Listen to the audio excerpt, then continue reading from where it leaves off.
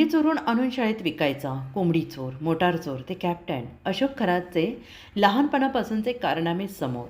तज्ज्ञ आणि ज्योतिष म्हणवणाऱ्या अशोक खरात प्रत्यक्ष शालेय जीवनात अभ्यासात कच्चा होता.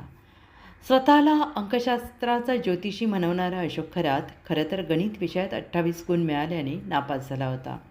तर वावी गावातील शिक्षण संस्थेच्या शाळेत तो शिकत असताना त्याच्या उद्योगांमुळे त्याला कोंबडी चोर म्हणून ओळखलं जात होतं. त्यानंतर बंधू अशोक खरात मर्चंट नेव्हीत हमाली करायला गेला असता स्वतःला कॅप्टन म्हणून घ्यायला सुरुवात केली.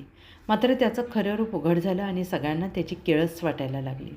तो ज्या शाळेत शिकला तिथं आत्ता शिक्षण घेणाऱ्या विद्यार्थ्यांनी खराच्या या उद्योगांमुळे आमची शाळा नाहक बदनाम झाल्याचं म्हटलं आहे. तर त्याला या परिसरात कोंबडी चोर म्हणून ओळखलं जात असताना देखील एवढे मोठमोठे नेते त्याला कसे भुलत गेले याबद्दल आश्चर्य व्यक्त केलं जात आहे.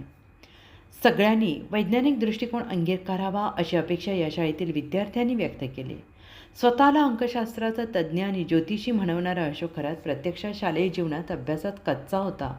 तो 10वीच्या परीक्षेत गणित विषयात केवळ 28 गुण मिळाल्याने नापास झाला होता.